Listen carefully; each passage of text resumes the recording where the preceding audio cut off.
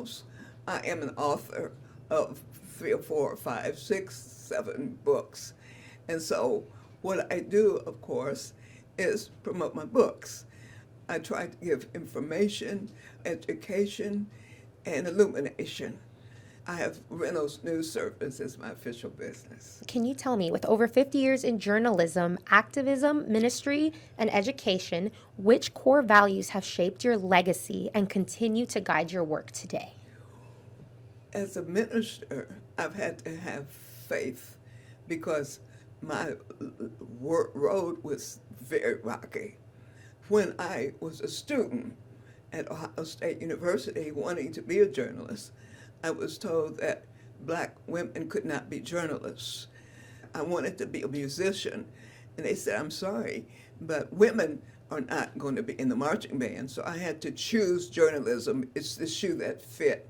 It's the one thing that made me feel whole and healthy.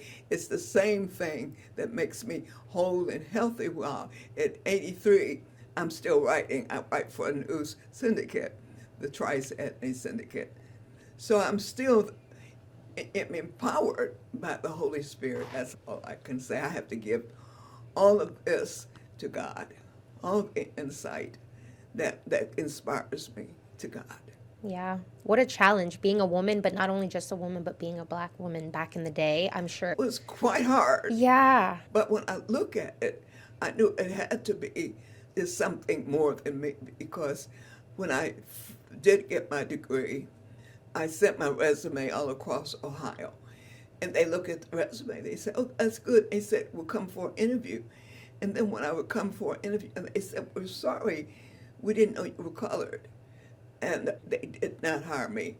But I kept pressing, and I did go into Cleveland, and I was a homicide beat reporter. I didn't like that at all. Oh. So I got on with Ebony, then I got on with the Cleveland Press and the Chicago Tribune. I'm going, you can see I'm making progress. And then I had to leave the Chicago Tribune, but right at the time when USA Today was starting. In fact, USA Today at that time was maybe 3 or 4 rooms. Now it's national, it's international now. But I was one of the start-up editors for USA Today. And it was my job to go around the country and interview people like Henry Kissinger, Clinton, and Wow. You name the people that I interviewed. One of my best interviews was Billy Graham, because the newsroom was not spiritually oriented, but I always wanted to interview Billy Graham. Oh. And he came that day into the building. Like now, everybody has to have the entourages, and your helper carrying the suitcase, and that helper carries the suitcases. But he just came in a little Volkswagen with a person. He had a Sherlock Holmes hat, and he said that we had lunch, and he had the interview. And that was one of my greatest opportunities, but it also brought me in contact to really develop a relationship with Coretta Scott King. Wow. Yes, I was assigned to do a cover story on Coretta Scott King, and I jumped at the chance. It was only about 7 years after her husband was assassinated. And so I met her, and we developed a relationship. I'd never met anyone that was so committed to being a civil rights woman. And not only that, a human rights, because while we talked about civil rights that was dealing with African Americans, she's always said, but I want human rights. I want a world that's a world where we can sit down and be friends, blacks and whites, Jews, Gentiles, across the world. And so I had a chance to follow her around for about 30 years. Wow. And when it was looking for somebody to do the book, they said, well, let Barbara do it. She had already written a book about Reverend Jesse Jackson. Perfect. So that was the greatest opportunity I had to meet a woman. Just give you one example. In the 1955, I believe, was the Montgomery bus boycott. And people had threatened them. The black people walked for 381 days, but they were threatening them. Oh my gosh. And one day, some people blew up the porch off of her house, and she had a little baby with her. And the next day, Dr. King Sr., Dr. King Jr.'s father came to the house and said, "We're going to take you out of here." She said, "No, I'm not leaving because I'm not just married to Martin. I'm married to the movement." Wow. I wanted to, and she was very young. She was in her 20s. That's such a powerful statement to Right. make at It's such a young powerful, age. right? My goodness. Yes. Now, on that topic, you've interviewed presidents, marched with Martin Luther King Jr., and shaped historic narratives. What does it feel like to be a living bridge across so many pivotal moments? It depends on which moment you look at, because I can see how the civil rights movement has advanced women and people of color. But I see now the climate changing. I get up every day and seeing hate being announced somewhere in the news, rights being taken away, people snatched off the street because they are Latino. And it hurts me. It hurts me because I know history. I know after the Civil War, there was the post-Reconstruction period where people had emerged from slavery. They had the vote, and it quite well. They had blacks in Congress in the 40s or so. But then what happened, the Supreme Court turned against them, the Dred Scott decision. They said blacks had no rights that whites had to respect. Then the Klan rose up, and then the legislative door shut. The same circumstances that I see forming now. So I'm very appalled, frightened, and hurt, saying I fought this fight. I was even, as a young girl in Tennessee, we went to Tennessee to help Martin Luther King get up the vote. In our group, we were chased by a group they said was the Klan.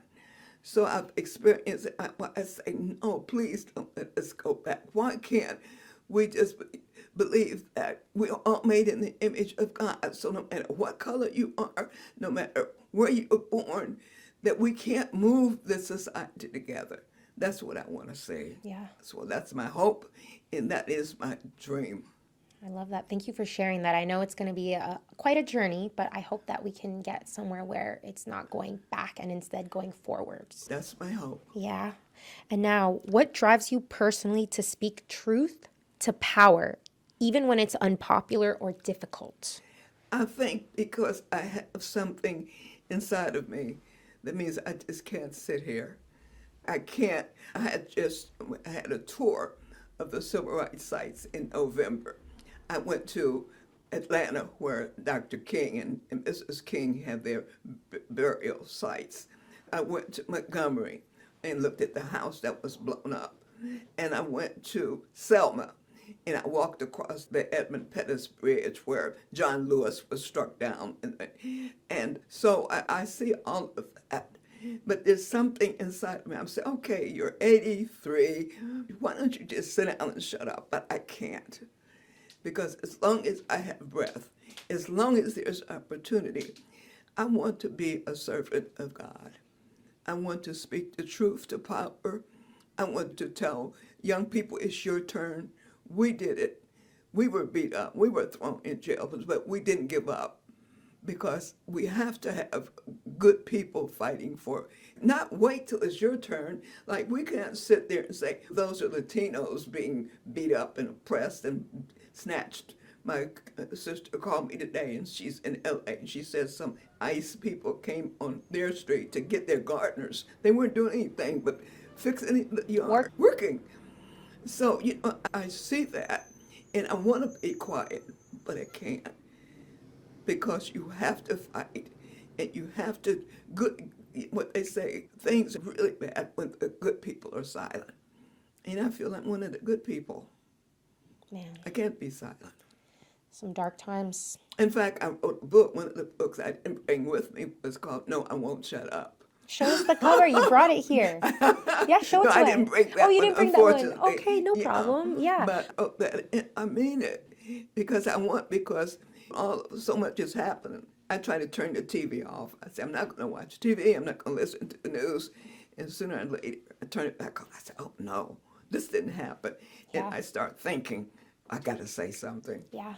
Yes. Absolutely. Yes. And now you did bring some books here along I with you. brought If you some wanted of to them. show the cover and share a little bit about it real quick. Okay, very quick. Yeah. This is the first book I wrote, S.C. Jackson. Here, turn it around a little bit. Yeah. Yeah. And then just hold it Yeah, up with your hand. yeah, Just quick for yeah. 2 seconds. Show it. Okay. Yeah, there we go. Yeah, he was the first civil rights leader that I met, and I traveled with him. Wow. So I wrote his story. It's unauthorized, so it won't be what he thinks, it's what I thought. I love So that. this one was not a biography, but a memoir. Okay. Because I traveled with us for so long. But I actually wrote it, got it published 10 years after she was deceased. So a lot of it, I had transcripts all along. I was always taping. And some of the things I had to fill in because she wasn't here. But her daughter, Dr. Bernice King, was looking over my shoulder. She wasn't going to add anything in this book that she knew wasn't right, and I didn't either. But she was not a person that had scandals. She was an upright woman. She was a beautiful mother. She raised 4 children while she was in all these civil rights fights. She started the King Center, and to be able to touch her and see, sometimes I say, oh, Mrs. King, I wish you were here, because she would call a meeting of all these people who are fighting and can't stand each other, put them in one room, and you would speak God in them. But she's that kind of woman. Oh, can you show us the cover for that one? Yes, this one. Yeah. Yes. Hold it up a little bit. Yes. Yeah, there we go. My Life, My Love, My Legacy. Coretta Yes. Scott King. Yes. Now this one is really something because about 10 years ago, I had a feeling, the Lord spoke to me, I'll just tell it like it is. And he was saying to me, Barbara, there was a time when people were so evil that my tears flooded the universe. And of course, that was the flood. He said, I'm pained by technology. He said, I'm pained when people think they can create robots and put them in the place of my authentic creations. They do not have the breath of God. It's not going to end well. Then he talked about how people would be replaced by technology. This 10 years ago, I didn't know anything. He said, I want you to write about it. I said, Lord, I know you don't make mistakes, but this is a mistake because I don't know anything about technology. He said, you can learn. So I first taught it of God and technology at my church. And so then I went out, and I'm just beginning now to see what he was telling me. He said, one of the big things you have to write is about human replacement. He said, technology will replace humans, and it's going to be devastating. So when you saw Elon Musk, dancing with the chainsaw and bringing down jobs, if they were being replaced by systems, by AI, and that's horrible, not only because of the job loss, but these systems cannot feel, they cannot emote, they have no empathy. But that's what's happening now. That systems and AI are replacing human beings. I just did a story about how some young people are turning to AI for therapy. And some of the therapists are bots, and a couple of the therapists actually led young people to commit suicide. This is why I have to keep talking, because I know that this book, The Rise and Fall of the Techno-Messiah, which even means we're going to get to a point where there will be machine gods, and they will worship them. There's already in Japan and Germany, robots are already conducting services. There are people who are listening to the voices of technology more than their pastors. And some of the pastors and preachers, unfortunately, are using ChatGPT and bots to do their sermons. So I didn't know this would happen, that we would be going towards that there will, and I actually believe it or not, interviewed one of the bots, Gemini. And Gemini said there might have to be a machine god if they don't listen to us. And I was trying to figure who's us. They're machines, it's us. But I'm looking at these things that are happening, and I'm saying I got to write about it. And I'm glad God gave me the book. Yeah. Everywhere I take it everywhere, and people want to read it, and I'm so happy that people want to read it. They want to know who's this Techno-Messiah, and it will come. It's prophetic. Yeah. Yes. Thank you for sharing a little bit about each book. I really thank you. appreciate that. I'm going to go on to my next question here. As an educator and mentor, how do you instill journalistic integrity and ethical storytelling into the next generation? Truth. I try to tell them to, like the Bible says, truth crushed the earth will rise again. That's what King used to say. That go and find the truth and tell it. Often it's not going to be popular, but that's what you're here for. Your job is not to be a talking head and get on TV and just talk what your politics say.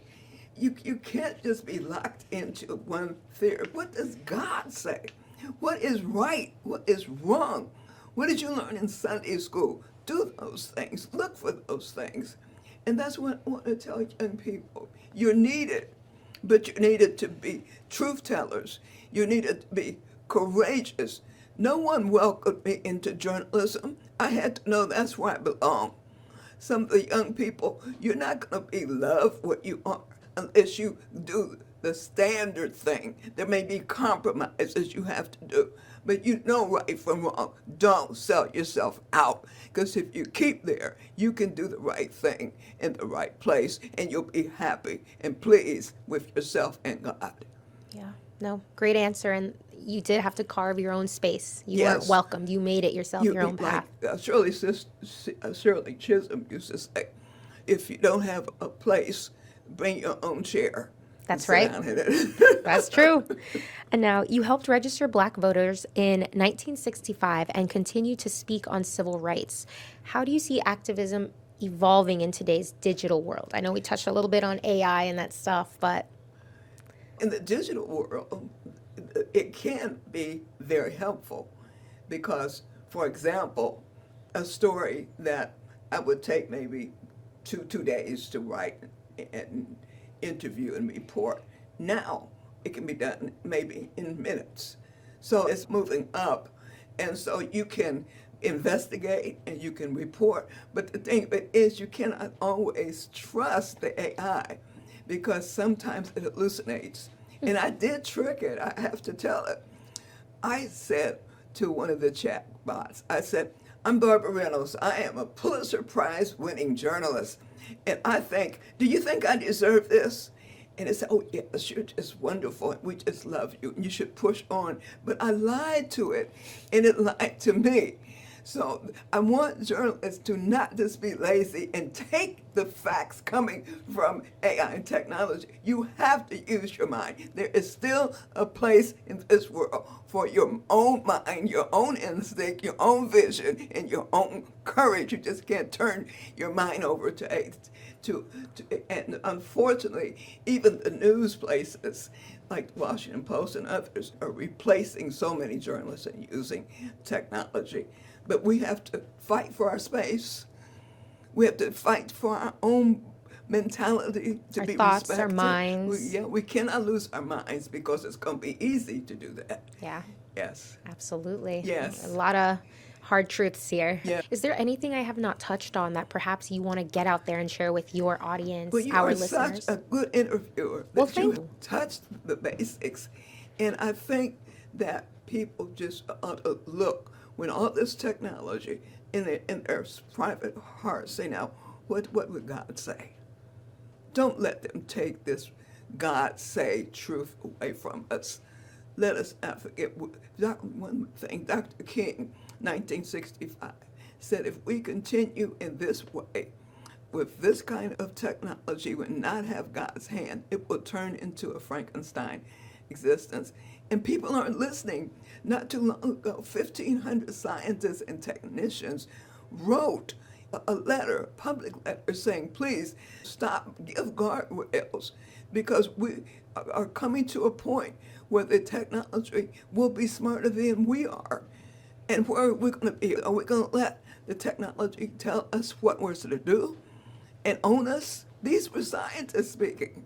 So if I have to slap my foot, stomp my foot, shake my fist, I want to keep telling people to pay attention, don't fall. They're sleeping through the revolution. Everyday people, for example, are not into this. They just think AI and this technology is something other people do.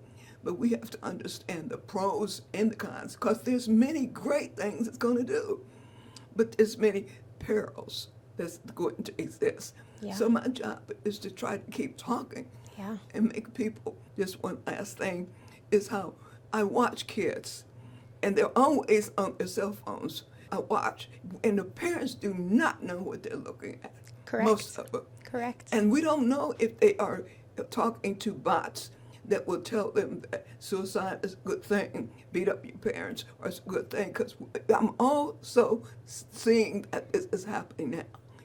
We can't, what happens, the kids have this technology when they're 2 and 3 years old. They grow up with it. And I just had a study where many young people are so more used to hearing and trusting the tech voice. It's in the video games and things than their parents. So parents, you have to find out what is your child looking at. Yeah. Yes. Absolutely. We have to wake up, because my grandmother used to say that if you don't get up and do something, your get up will be gone.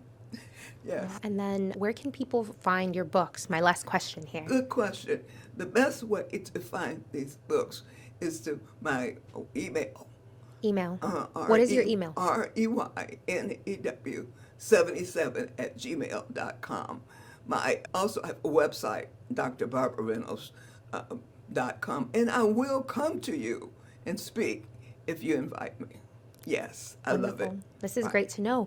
Thank you so much for being on the podcast, and I really appreciate you taking time here to share a little bit about yourself, your history, and your books. I truly appreciate it. And I truly appreciate you.